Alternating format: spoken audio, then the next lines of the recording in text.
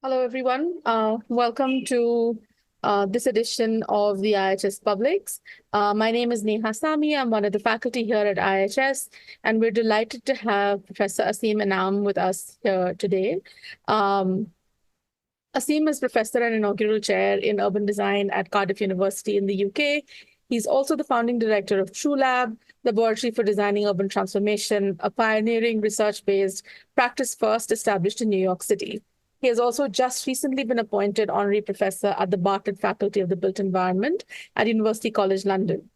As an activist and practitioner, he has collaborated widely with communities in Brazil, Canada, France, Greece, Haiti, India, Morocco, the UK, and the US. He is widely published book chapters, journal articles, and professional reports. And he's going to be speaking to us from his most recent work, Co-Designing Publics, that I had the privilege to be part of as well. And very much looking forward to having you here, Aseem. Thank you for joining us. Thank you, Neha, for that introduction. I'm really delighted to be here with all of you for this Publics at IIHS talk. Let me just move the slide forward. The cover that you saw previously is for a book that was recently published entitled Co-Designing Publics, which I will talk about. By the way, if you like to follow me, you can follow me on X, formerly known as Twitter, on @TrueLab that you see on the lower right screen. I do want to particularly thank Dr. Neha Sami, who has introduced me of IIHS, who has been a truly wonderful collaborator in the project that I'm going to talk about. So the book is an edited book with 13 sections and 19 authors and co-authors. The research project was funded by a grant awarded by the UK Arts and Humanities Research Council. The goal of the project was to build an international research and practice network. And the purpose of this paperback book, I want to emphasize it's published as a paperback, is to render accessible and affordable to a broad or international audience, both scholarly research and activist practice. This network consists of scholar practitioners at academic institutions. Since I am the principal investigator, the network is based at my university, Cardiff University in the UK, and we have collaborators at the University of Cambridge, the University of Sheffield, the University of Texas at Austin, the University of Newcastle in Australia, and of course, the Indian Institute of Human Settlements. The network also consists of activist practitioners from grassroots practices in 6 cities around the world. Asociación Mejorando Vidas in Cali, Cambodian Center for Human Rights in Phnom Penh, Hasirudallah in Bengaluru, Project 90 by 2030 in Cape Town, Rujak Center for Urban Studies in Jakarta, and Unao Nacional por Moradia Popular in Sao Paulo. I will now describe what we did together as a network of collaborators as summarized in the book. Premises. The 21st century is truly the urban century by any measure. There exist different ways of understanding and measuring what is the urban, but what they all share in common is the growing and increasingly critical significance of the role of cities in our world. Given the multiple crises that cities face, such as the climate crisis, urban inequality, inadequate infrastructure, lack of affordable housing, and the continuing ripple effects of the COVID-19 global pandemic, this project focuses on developing innovative ways in which processes of co-designing publics and co-producing the public realm can more effectively help address some of these crises.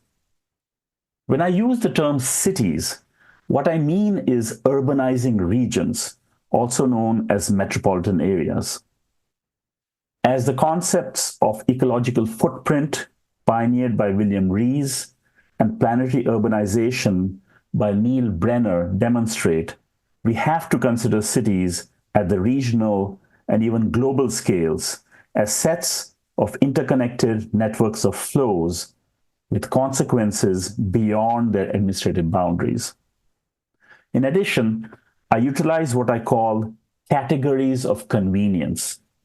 These categories enable us to specify particular types of phenomena, to investigate them within their context, and to better understand their relationalities, all the while acknowledging that such categories contain overlaps and fuzzy boundaries. Examples of such categories of convenience that are relevant here are spatial versus non-spatial aspects of cities, the public realm versus the private realm, and the global south versus the global north. Finally, throughout this presentation, I will share some images, such as this one that you see on the screen now, that are suggestive about possible implications for urban practices from this theoretical discussion, rather than making one-to-one literal shifts from theory to practice. The images are here as visual backgrounds in order to invoke the power of theory to reflect, to wonder about possibilities, and to suggest pathways towards transformative practice. Public realm. Cities are amongst humanity's greatest creations, and the public realm is arguably their most significant aspect. The public realm is what makes a city so rich, so complex, and so full of potential. The starting point for examining the public realm is the fact that the city should belong to everyone, regardless of race, class, or gender. In reality, uneven access to resources and to power means that some individuals and groups are more privileged and influential than others, especially in terms of exercising their rights or actively building democracy. At the same time, it is also the potent site of resistances, contestations, and alternatives to the mainstream status quo. Such alternatives help to illuminate the full potential of the public realm and of a city that can be truly democratic in every sense of the term. There is an argument to be made about a differing private realm versus a public realm. One way of thinking about the private realm that it is largely the realm of the individual, and the essence of the private is the absence of others. On the other hand, the public realm is largely the realm of the encounter with the other and of the collective. Spatially, being inside one's home is not the same experience as being on the street. Even online, one tends to have more of a public persona on social media such as Twitter or Facebook. While they are different, the private and public realms also interact and intersect.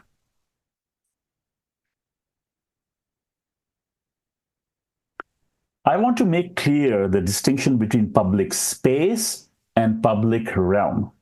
What makes the public realm particularly potent is that it is the realm of the other par excellence. The public realm consists of interconnected spatial networks constituted by places, plural, of encounter and of interactions between bodies, cultures, and ideas. Thus, the most significant aspect of the public realm is the fact that it is public. There are two aspects of defining the many meanings of the public that are most relevant here.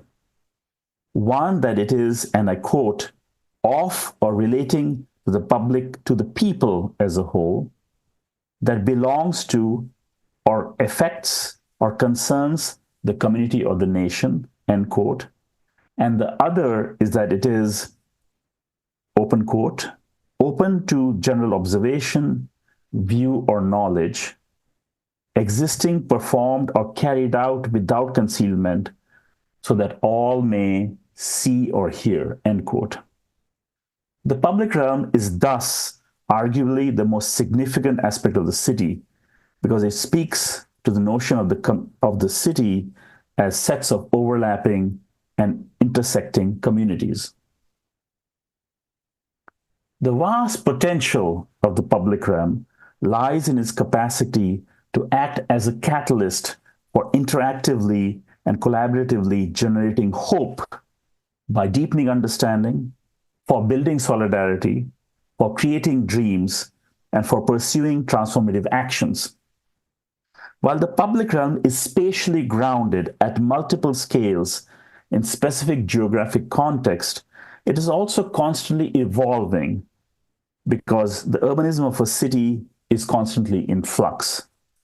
My own investigation into the public realm begins with its spatial manifestations, but by no means do I end it there, because it reaches structurally into the dynamics of the spatial political economy of the city and temporarily into its production and reproduction over time.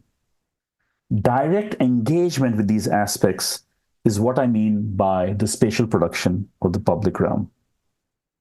Thus, space as a starting point matters a great deal. For example, public life in streets and other public spaces is an inexorable part of the vibrant city culture. In addition, rather than being overdetermined in their specifications, the buildings, open spaces, and infrastructures of urbanism should allow for flexibility of change. Public spaces such as squares, streets, and parks tend to be defined and bounded spatially and administratively. The public realm speaks more to interconnected spatial networks that contain such public spaces and the flows across spaces that they enable. The best example of this is the sidewalk, which truly embodies the everyday public realm because in most cities, it is the most frequented public space by the largest variety of people. The public realm also integrates less obvious and more informal public spaces, such as farmers' markets and skateboard parks, into cities' network of publicness.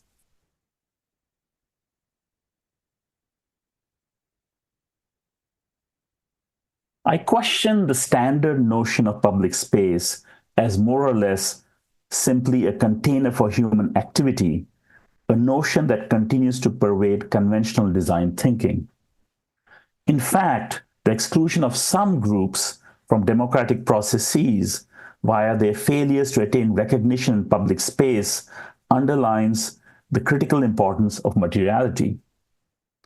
Although many scholars recognize the democratic character of public space, this idea is also contested, as public space has paradoxically long been the site of exploitation, oppression, and prohibition for women, ethnic minorities, gays and lesbians, the elderly and young, the homeless, and people with disabilities. At the same time, public space remains the most important site where public claims can be made visible and contested. In order to fully understand this critical aspect of public space as part of a larger public realm, we have to view it as part of its spatial political economy. Spatial political economy signifies two key aspects directly related to urbanism. One is the set of power structures and dynamics that exert influence on how, why, by whom, and for whose benefit the city is produced and reproduced over time.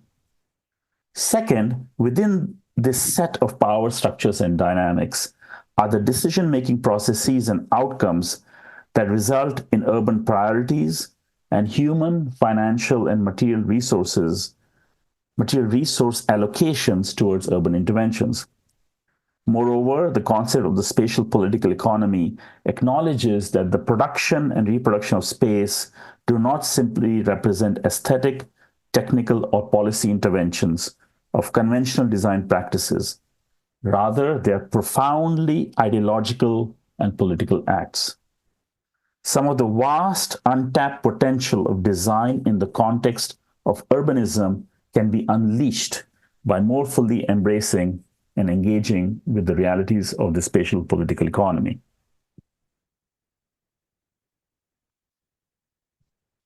Ultimately, one of the most significant design issues for cities is the design of its governance, which extends equally to the public realm.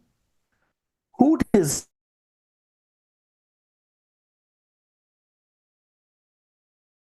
its spaces? What is allowed? What is not allowed? Who benefits from it and why or why not? Here, the question of power, examined through political economic dynamics, is central to our understanding of the public realm. Power is not only embedded deeply and expressed spatially, but it is exercised on an ongoing basis through control. An especially significant way to examine the uneven distribution and wielding of power has been through the perspective of social justice. Informal urbanisms.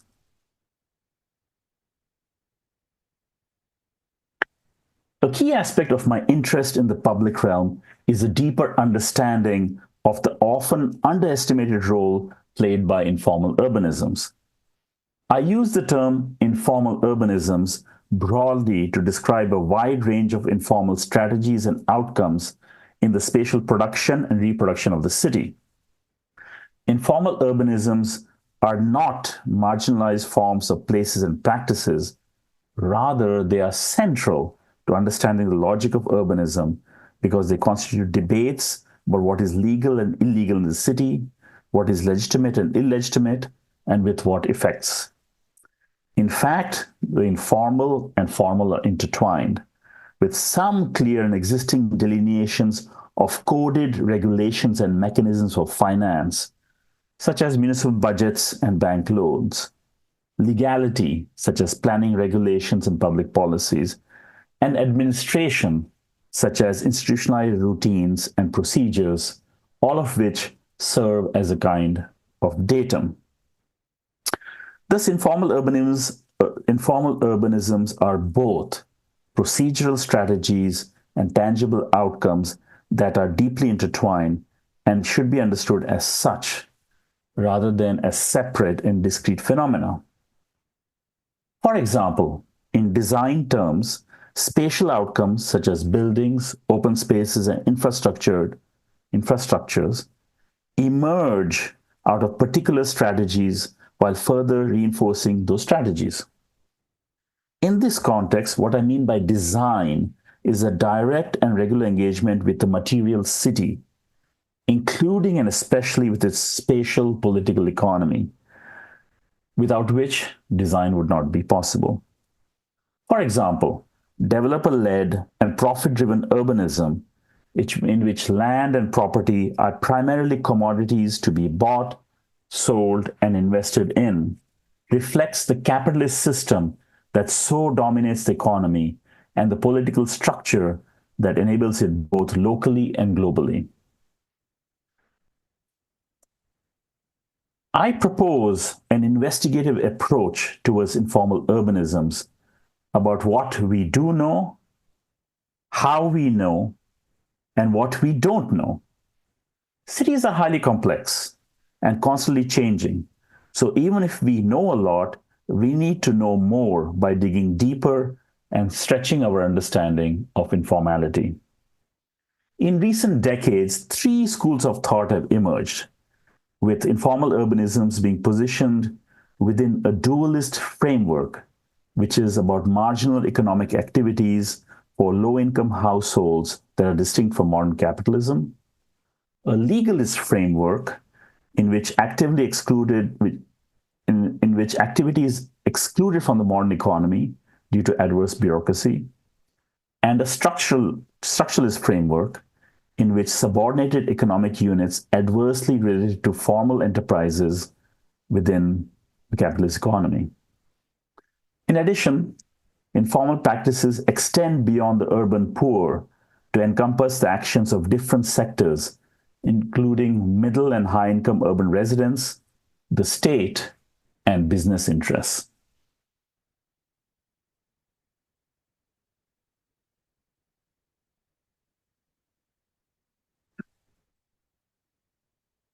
One of the most significant repercussions of such a theoretical and methodological approach towards informal urbanisms is to recognize that citizens are agents of urbanization, not simply consumers of spaces developed and regulated by others. In much of the global south, for example, people build their houses, neighborhoods, and even districts step by step according to the resource they're able to put together at each moment in the process. Each phase involves a great amount of improvisation and bricolage, complex strategies and calculations, and constant imaginations of what a home, a neighborhood, and a public realm might look like. In fact, the meaning of home, neighborhood, and public realm may very well be something radically different from these concepts, either theorized in the literature or in the practices of the global north. Their spaces, and thereby the public realm, are always in the making because they are never quite done, always being altered, expanded, and elaborated upon. Co-designing publics. The most potent aspect of the public realm lies in its capacity to co-design publics. Publics never simply exist, they are always created. Publics are created or co-designed by citizens themselves out of groups of people who are made and remade by the actions of other people. For example, when there is a common concern or desire that emerges out of a crisis, such as urban inequality, lack of affordable housing, inadequate infrastructure, or the recent COVID-19 global pandemic, there's a call to action, and groups of people are willing to act upon these concerns or desires, and a public is created. A public is summoned into being. In this manner, co-designing publics is part of an ongoing process of designing and redesigning democracy with the city as its site and its context. My work builds on this phenomena to better understand how informal urbanisms in the public realm can become catalysts for co-designing publics.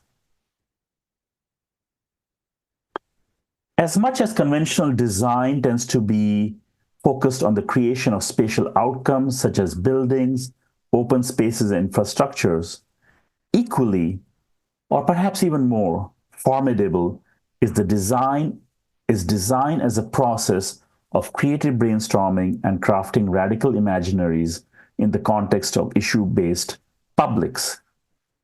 Issues are rarely given, and if they are given, tend to be so in the broadest of terms, still requiring further inquiry to make them apparent and known. Discovery occurs through a process of inquiry, which can be characterized by directed research, analysis, reflection, and synthesis, which then produces a whole that is able to be made apparent and known. Design also aids discovery through engagement with the everyday materiality of the city as a datum, as well as the ways in which the action-oriented sensibilities of design reveal much through critical reflection on issues, analysis of sites of action, and an ongoing understanding of larger contexts. Thus, critical design issues and problems are to be discovered rather than simply be given by a client. The nuts and bolts of co-designing publics are far from smooth. Processes of co-designing publics draw citizens into vital urban realms where they encounter each other and engage in collective and meaningful negotiations about what kind of city they desire.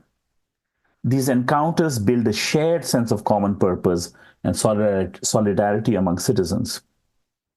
But these encounters also make citizens aware of the substantive differences among them, and they're forced to confront and manage these differences together. There are various ways of dealing with such differences. Anarchists, in the strictly philosophical sense, are much more willing to see things work themselves out in the process of unfolding through our collective efforts and direct actions, subject to ongoing revision and revitalization, rather than following a set course towards some imagined end goal. Pragmatists, also in the strictly philosophical sense, advocate open ended collaborations where what matters the most is ongoing conversations in which participants figure things out as they go along, a process that can yield new ways of thinking and new ways of doing. Such radically democratic approaches can be excruciating, but ultimately liberating, and share similarities with the iterative and reflective processes of design. Such intensive and collaborative open endedness is one of the ultimate promises of co designing publics through informal urbanisms in the public realm. Informal urbanisms can generate new modes of politics through practices that produce new kinds of citizens, claims, and contestations. These politics tend to be rooted in the spatial production of the public realm, especially in collective residential spaces and their attendant neighborhood spaces. In many cities, social movements and grassroots organizations have created new discourses of rights and put forward demands that are at the basis of the rise of new citizenships, the formulation of new constitutions, the experimentation with new forms of local administration, and the invention of new approaches to social policy, planning, law, and citizen participation. Thus, informal urbanisms are both processes and outcomes. In fact, processes are privileged over outcomes, not only because urban forms and spaces emerge out of specific types of processes in particular contexts to the benefit of some more than others, but also because the city is always in process as buildings, spaces, and infrastructures age and are demolished, repaired, modified, and built anew in a series of never-ending activities. The ultimate goal of co-designing publics via the public realm is radical democracy. Radical democracy is the process of exertion where a path towards social justice might be opened in place of utopia as a permanent means without end. Throughout this process, radical democracy is about emancipation, which can be understood as an awakening or a rediscovery of power that is deeply rooted in processes of mobilization and transformation. And since the city belongs to everyone, we are in fact all in this process of emancipation together. Global South. I contextualize this discussion by paying particular attention to the cities of the Global South because place matters in shaping urban thinking and practice. There is an increasing interest in thinking and practicing from the cities of the Global South rather than just about them. Looking from the cities of the Global South provokes specific types of inquiry because of the particular nature of their urbanism. As you know, the cities of the Global South are mostly located geographically in the Southern Hemisphere in Africa, Asia, and Latin America. The cities of the Global South also tend to be historically the oldest occupied cities, as well as currently the fastest growing cities in the world. These cities are also where one finds empirical conditions of precarity, in which large majorities of the population are politically, economically, and ecologically vulnerable. Looking from the cities of the Global South, then, points to certain characteristics of urban practice in those contexts, such as fluidity, uncertainty, and speculative action. These prevalent characteristics challenge all the uncertainties that evidence-based urban policy tends to take for granted. That systems will work as they should, that people will act predictably, and that rules of the game are fair and stable. In this manner, the view from the global south challenges dominant forms of knowledge and practice. This view is especially timely because both the COVID-19 global pandemic and its policy responses revealed the precarity of cities by exacerbating the class inequalities and structural racisms upon which many of them have been built, including through deeply rooted legacies of colonialism. However, the cities of the global south are also filled with types of plural and overlapping collectivities and density of interchanges that lend themselves to co-designing publics. Illuminating case studies. I'm going to illuminate some of these points through brief descriptions of case studies that are part of our international research network in collaboration with our activist practitioner partners, whom I mentioned at the beginning of this talk. So we are extremely fortunate to have a number of highly dedicated and accomplished activist practitioners from 6 different cities in the global south.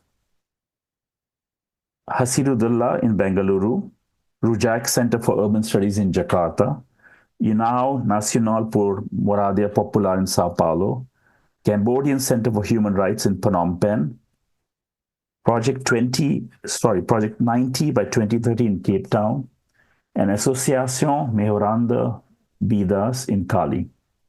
I will now briefly describe 3 of these examples as illuminating case studies. The Rujak Center for Urban Studies is based in Jakarta. Their main focus is on economic sustainability via issues such as housing, mobility, water and air pollution, and the informal economy. They always work together with communities and believe in the co-production of practice.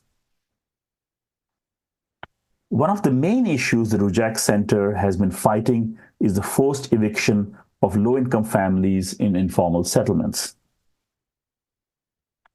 One of their key strategies is to better understand and work with people in kampungs, which are traditional villages or informal settlements within a city. They work at multiple scales of space simultaneously. They advocate for and provide technical assistance at the street and neighborhood scales, while simultaneously placing that work at the larger regional scale of infrastructure, networks, and bodies of water. Hasirudullah, which means green force in Kannada, works together with waste pickers in the city of Bengaluru, who are those that pick up waste on the street, and with their labor, they sort, grade, and make that waste into recyclable and tradable commodities. The main objective of Hasirudullah is to provide space for these informal waste pickers within the formal waste management system by promoting appropriate, decentralized, and cost-effective solutions for solid waste management and decent livelihoods. One of the crucial ways they do this is through the creation of solid waste management centers in the neighborhoods. These centers are run by the waste pickers themselves. Hasirudullah really invests the time in designing long-term processes to work collectively by building alliances across multiple stakeholders. Thus, the public realm is not only spatial, but also an ongoing process that opens up to broader groups of people. Waste pickers and their work are often invisible and unacknowledged. Hasirudullah creates change not only through policy, but also through public spaces. One illustration of this is a recently completed mural on the walls of one of Bengaluru's prominent and iconic buildings and consists of portraits of one sanitation worker and one waste picker. Project 90 by 2030 is a grassroots organization that wants to reduce carbon emissions by 90% by the year 2030. They work with stakeholders and decision makers, and they try to identify policies and actions that support climate justice. They have a specific focus on developing environmental leadership in our youth and increasing people's ability to engage with government through public participation to address climate change, energy poverty, and social injustices in their communities. This is an image of one of the community leaders at a political debate where communities had the opportunity to ask the political candidates what their views were on energy access. This was organized by 5 different civil society organizations with 7 political party leaders in attendance. And these leaders were targeted by community leaders to answer some serious questions. Community partnerships such as these allow for peer-to-peer learning, to build campaigns, to take on public participation, and to write and engage with local government on access to energy within their communities. One of the strongest aspects of Project 90 by 2030 is youth mobilization. There are frequent events where everything is organized by youth, including all the background work. And there's also a team behind the scenes of older people just to support and to guide as need be. They believe that youth are real citizens who are active in addressing a lot of the issues and inequalities that they see. So, co-design for them also means working across generations. I now conclude my talk with some reflections on the ideas and case studies we have investigated in this international research practice network. The real goal of producing and reproducing the public realm is to enable the ongoing co-design of publics, such that we may move rapidly towards a far more just, equitable, and radically democratic city for all, especially those who are marginalized. Co-design, with its direct engagement in the spatial and non-spatial aspects of urbanism and its inherent creative thinking and interdisciplinary approaches, is ideal for discovering and articulating radical imaginaries for the public realm. Scholars from different perspectives agree that hope lies in these ongoing processes and informal aspects of the public realm. Hope for designing the truly equitable future for cities might thus very well reside in this messy, multifaceted, and ultimately political nature of the spatial production and reproduction of the cities. In fact, perhaps more so than in professionalized urbanisms. We can see already glimpses of a powerful new urban society in the midst of precarity. While they may seem fleeting and fragmented, they are still truly significant urban practices of social autogestion and spatial appropriation undertaken by real inhabitants. As we have done in our network, one can closely examine these practices in the specific context, compare them across contexts, exchange experiences and ideas, and extrapolate further to generate common understanding and new knowledge. We can use this new knowledge as a lens to help us see better and further, because such practices can be difficult to acknowledge in the current spatial political economies of corporatism and neoliberalism. Moreover, we can, together as co-designed publics, use these understandings and tools to move towards a new horizon of radical democracy. Such examples abound. We have to learn collaboratively to see them, to understand them, to nurture them, and ultimately, we have to be them.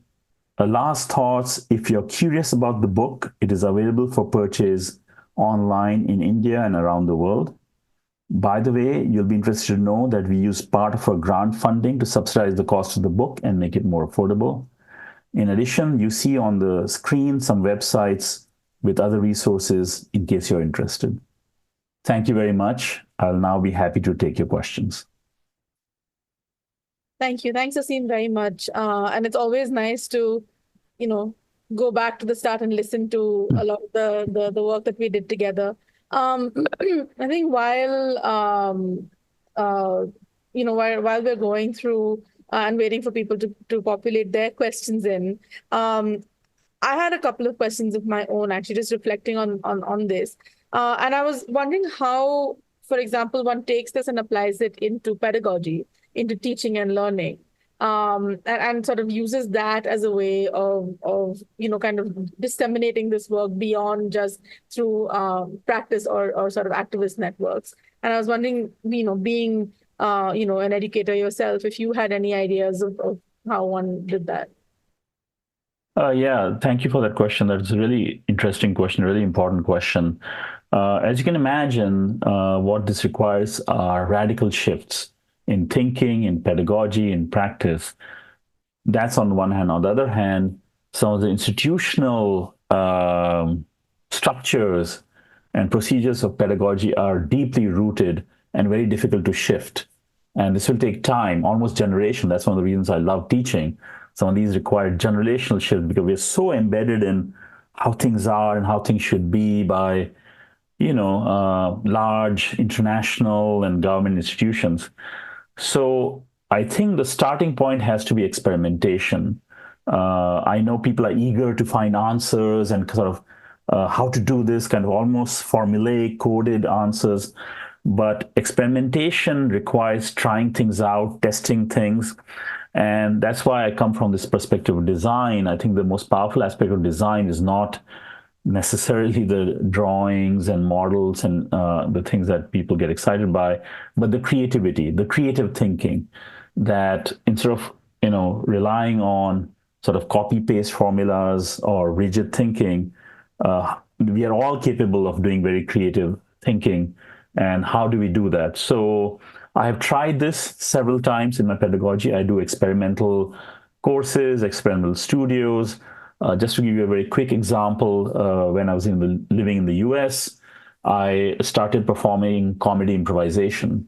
I always loved comedy. I performed twice in Los Angeles, in Hollywood, and once in New York on a stage with people buying tickets and performing. And it was very scary because it's totally improvised.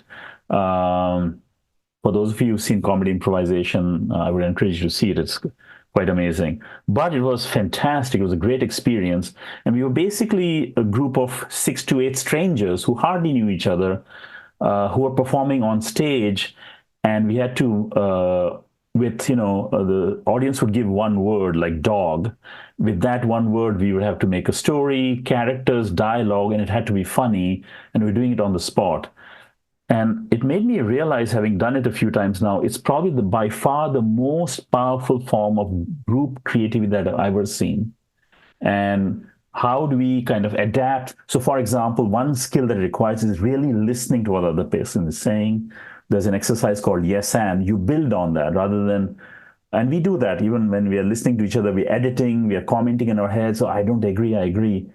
But here, what they say is listen to that, and how would you take that further?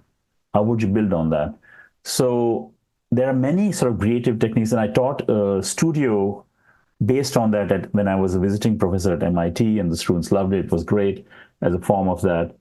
The other type of courses and especially studios, which don't have to be just architecture, urban design studios, different types of studios which are very hands-on, etc. I'm sure you do many of those at IIHS. Is to have open-ended ones. Usually when we partner with the community organization, oh, there's a report that has to be done, and this is the problem, that's the answer. But as I said in my talk, maybe that process is a form of discovery, of understanding, of coming together. Sometimes communities learn a lot about themselves in that process. And then the challenge of the institutional structures of pedagogy is the academic calendar year, semesters. So I've tried to overcome that by running 3-year studios. So it's 6 semesters. And what happens in 1 year, it's one group of students, but the faculty remain the same. And next year, a second group of students comes, works on the same project, builds on, critically analyze, builds on that, and so forth. And I've done that a number of times, and you do need that time frame to do that. So there are a number of ways it can be challenged. So hopefully we can do more of that. Thanks. That's actually really interesting because we've been, trying to think about at IHS how we move beyond just the conventional studio model, and we have similar ways in which we try, and it's always kind of interesting to hear other sort of pedagogic approaches. Um, the other thing Another, sorry, go ahead. yeah, just sorry, it just made me think Yeah. about something else. Sometimes the institutional structures of pedagogy, especially in conventional universities, are very deep rooted. So one of the other structures we can challenge, which I know you're doing at IHS, is hierarchies. I'm the professor, you're the student, let me tell you, versus, and sometimes students also get very uncomfortable with it, the idea of co-learning. So we did a studio addressing gentrification issues in Cardiff. And I said from the beginning, I'm not an expert on gentrification. I may know a little bit more than you, but we will learn together by looking at research done by others who have been working on issues of gentrification for years, even decades. And what can we learn from that in terms of addressing that? So I think co-learning, which is a very different model, is another way of trying to challenge kind of, and even in practice, I mean, it's really interesting that it's still like, the world bank flies in an expert who kind of stays in a five-star hotel and everybody sort of gathers around, is mesmerized by their talk or something. Versus, I mean, it's been wonderful when I visit India to see Indians challenging that model of somebody from Europe or US flying in and saying, sorry, but that won't work here because of these reasons. So yeah, I think those hierarchies have to be challenged as well. Actually, that was going to be my second question is, I know one of the things that, you said to us right at the start when we started doing this work was that we need to think beyond the spatial and physical realm when we think about publics. And I think that was the other thing that I wanted to ask you to elaborate on a little bit, that, having done this work for, over a couple of years, largely over the pandemic, how you now think about kind of, thinking, designing publics and just not just spaces, but processes and things, just reflecting on the couple of years that we worked on this and also, your own work since then. Yeah, so my background is design. So I'm not obviously a conventional designer where architecture or urban design is everything. At the same time, the processes you're talking about occur somewhere. They are these processes that we talk about in the network and in the book are contextualized in a particular geography, especially if we're talking about urban context, neighborhood context, even regional and national context. They occur somewhere which has a topography, which has a history, which has a climate, and so forth. That's one. The second reason for paying attention to space rather than only process, marrying the two, space and process, is that's how people experience their everyday life. Their everyday life is experienced through their house, their street, their neighborhood, when they travel to the place of work. So it matters to them. So that's why I say space is the starting point. It contextualizes, it's a site of analysis, site of action, but it's also the question is to do both. I know scholars who emphasize one or the other. They think, no, it's all about process and political economy. But even political economy is not just in the ether. It's, as you know, political economy in Bengaluru has a different phase than in London, for example, how it operates. So I think it's both. The other thing about process is it is about long-term processes. You might do projects along the way, but if you want real change, fundamental change, sometimes that takes decades and sometimes generations. All right. I'm going to check if folks in the audience actually have any more questions, because I don't want to monopolize the folks. If you have questions, please do add them into the Q&A box. And I think we can pick up on some of them if you do. Yeah, maybe we'll wait for a few minutes Yeah, I because it think we can sort wait. of works for me. I have a meeting after this. Yeah. But I mean, I have time. So if people are thinking Yeah, I of think let's just questions, wait and see if yeah, have people. questions. But if they do, I'd like to encourage them. I also, just while we're waiting, Aseem, just to think about how you're thinking about future work, if at all, in this area, picking up and doing more of it, or are you doing something around that already? Whatever you feel you're able to share. I mean, ideally, I would, and we have tried this, we would like to continue this work in the cities themselves, kind of do workshops jointly in Cali, in Sao Paulo, Cape Town, Bengaluru, Phnom Penh, Jakarta, and so forth, and kind of be immersed in that context and see this kind of knowledge that we have generated of people looking at each other from different parts of the world, sort of looking at some commonalities. What would that then mean for their practices, moving their work forward, reflecting on their practices, what's effective, what's not. As you know, Neha, a lot of these, I mean, I've said it, but it's real that these practices have to be political because you're dealing with power structures. And some of our colleagues and collaborators in the network were arrested for this because they were protesting and, for civil rights and human rights. And so it's very, on the cutting edge, on the front. And I would like to take it further and see what we can all learn from each other, both academics and practitioners, from this type of work, and what that means for practice at the local level in the coming years. But I don't think there are any questions, Aseem. So, maybe there's just a couple now that have come in. I think this one is looking specifically at urban dynamics, just drawing on the cover of the book, which is Terry Square. It's Mohammed's hometown, and they want to know how you look at urban dynamics in that region of the world. Yeah, let's talk about Tahrir Square. The reason I chose that image for the cover was very inspiring. It was an amazing moment. People sacrificed a lot. It was very inspiring for us in other parts of the world. I want to focus just on that particular event and that period where people sacrificed, they fought for it, and of course, then other things happened. And we should never forget that spirit. I know it's inspired other movements in other parts of the world. So, for example, what happened in Tunisia then had an effect on in Spain and Madrid and other parts of Europe. And then, of course, Occupy Wall Street. I happened to be living in New York City when that happened. And that's, I think, for me, is an example of incredible things that people do in different parts of the world. And we can learn from each other. And I think to answer Momin's question about urban dynamics of the publics, I think it's a challenge. It's a struggle.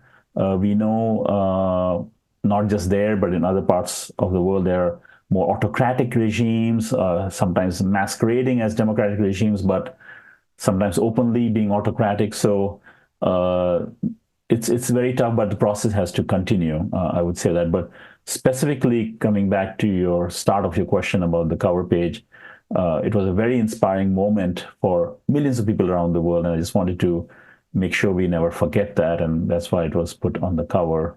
And I think more can come of it. I see another question. How can we integrate spatial planning to reduce the impact of transport poverty in informal settlements? How can we integrate to reduce the impact? Yeah, that's also a big issue, and that's very true actually in the global South and global North, where I live in the UK. Just to give you an example, a lot of low-income neighborhoods are underserved by public transit, and it's been shown in studies, especially in the US, that public transit, the historical development of public transit, whether it's bus routes, subways, trams, etc., have tended to favor the middle class, especially in the suburbs.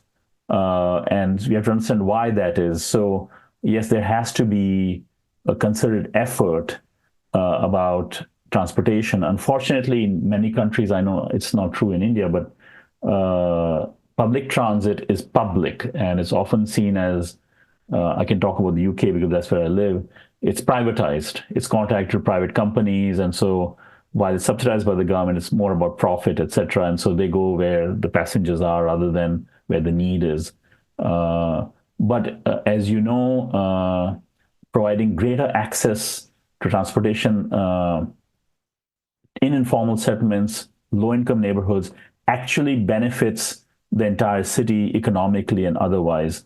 One of the very good examples that I visited was the city of Medellin in Colombia, where they have these, now famous images of cable cars from the hills of the informal settlement coming down and connected to the train system and providing access to jobs and economic opportunities, many more economic opportunities for people who live in those areas. So yeah, I would say it's absolutely essential to have that kind of strategy and policy for transportation to public transportation to informal settlements. Any last questions for Aseem? Oh, there's one more from Subhai, which is actually a really interesting question of how to navigate subcultures and to design an inclusive space.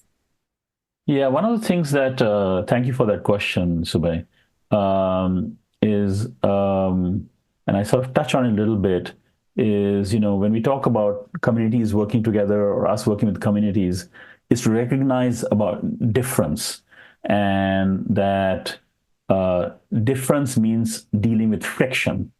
And sometimes, major differences, whether a question of religion or caste or class or gender, and we have to work on ourselves. And at least for that period, doesn't mean we all have to think alike and we have to love each other, hopefully, but we have to learn to get along.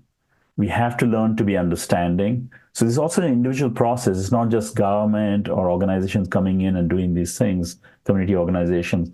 Individual, it's also a very rigorous process of each one of us as individuals to kind of be a little bit self-aware of our biases and how we can, slowly deal with those biases, overcome them.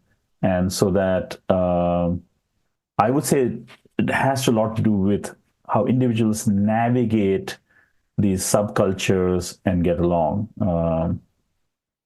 And there are many examples of that all over India. I was recently, a few weeks ago, in Dharavi in Mumbai, and there are many examples of how people find a way to get along and act together. And I think we have to do more and more of that, especially as individuals as well. All right. If there aren't any further questions, then maybe we can close. Thank you very much, Aseem. It's always a delight, and it was lovely kind of listening to all of this again, and looking forward very much to, at some point, picking up some of this work again. Thank you, Neha. Thank you for the And invitation. just as a note to everyone else, this talk and most of the other IHS publics will be available on our YouTube channel should you want to go back and watch them. Thank you for coming, and see you at the next one in a couple of weeks. Thank you. Bye.